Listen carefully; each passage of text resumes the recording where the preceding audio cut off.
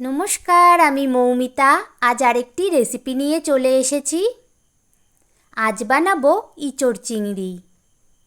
আমি যেভাবে ইঁচড় চিংড়িটা রান্না করি আজ আপনাদের সাথে সেটি শেয়ার করে নিচ্ছি। এইভাবে ইঁচড় চিংড়ি রান্না করলে খেতে একদম অনুষ্ঠান বাড়ির মতো লাগে।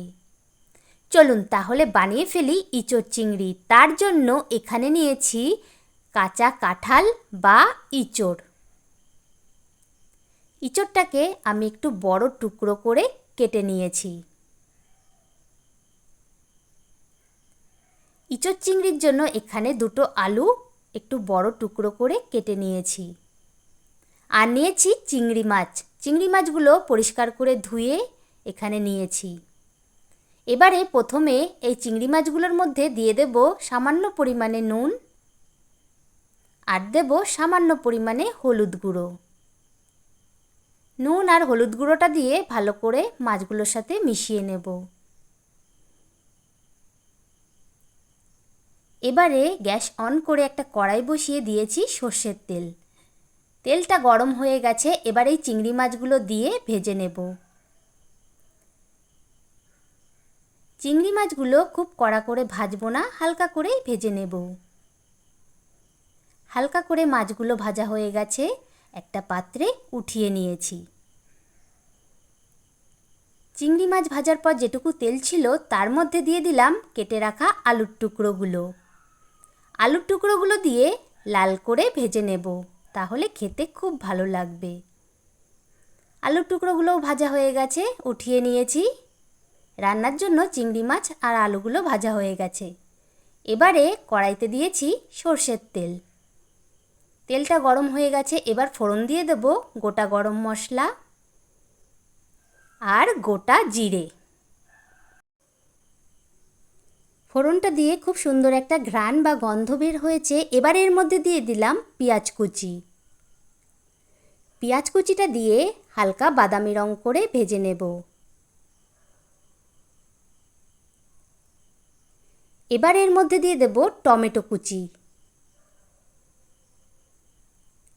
এবার দেব 1 চামচ আদা বাটা,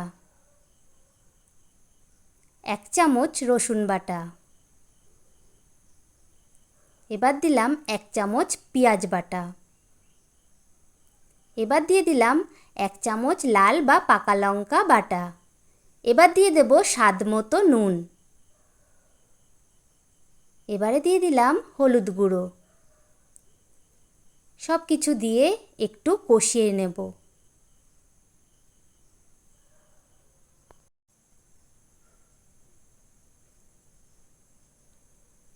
কষিয়ে নিয়েছি। এবার এর মধ্যে দিয়ে দেব 2 চামচ ধনে আর জিরে বাটা। ধনে জিরে বাটাটা দিয়ে ভালো করে কষিয়ে নেব। এখানে আপনারা গুঁড়ো মশলারও ব্যবহার করতে পারেন। খুব ভালো করে মশলাটাকে কষিয়ে নিয়েছি। এবার এই কষানো মশলাটা একটা বাটিতে উঠিয়ে রেখে দেব। এবারে কড়াইতে দিয়েছি সর্ষের তেল। তেলটা গরম হয়ে গেছে। এবার এর মধ্যে সেই কেটে রাখা ইঁচড়ের টুকরোগুলো দিয়ে ভালো করে ভেজে নেব। আমি ইঁচড় সেদ্ধ করে রান্না করি না, এইভাবে ভেজে রান্না করি, খেতে খুব ভালো লাগে।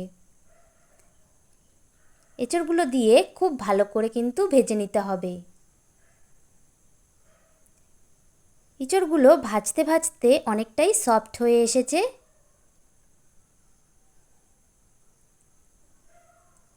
এবারে এর মধ্যে সেই কষানো মশলাটা দিয়ে দিলাম। মশলাটা দিয়ে ভালো করে ইঁচড়ের সাথে মিশিয়ে নেব। ইঁচড় সেদ্ধ না করে এইভাবে ভেজে মশলার সাথে কষিয়ে একবার রান্না করে খেয়ে দেখুন, স্বাদ ভুলতেই পারবেন না। এবার এর মধ্যে খুব সামান্য পরিমাণে জল দিয়ে ভালো করে কষিয়ে নিলাম।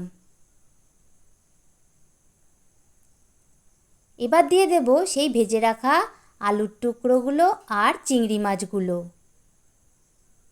সব কিছু এবার ভালো করে কষিয়ে নেব।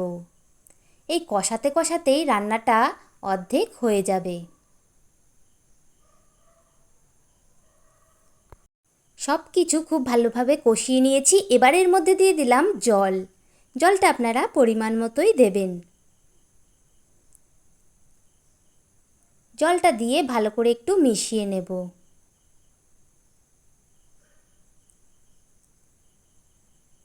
এবারে একটা ঢাকনা দিয়ে ঢেকে এটা রান্না করে নেব।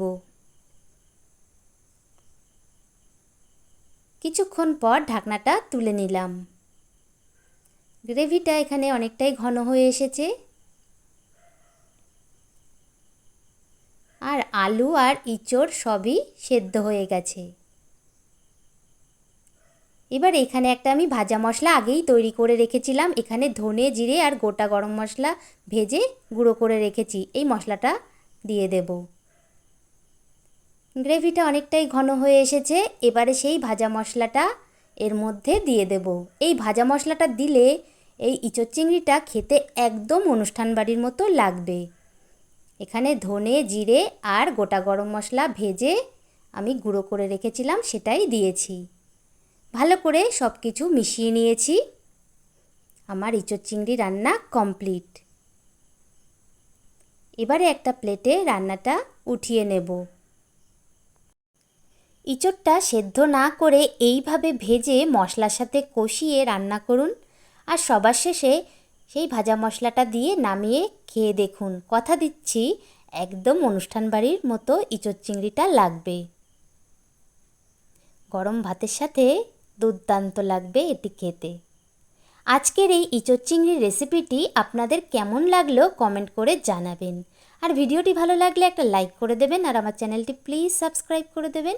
আজ তাহলে ভিডিওটি এখানেই শেষ করছি। সবাই ভালো থাকবেন। ধন্যবাদ।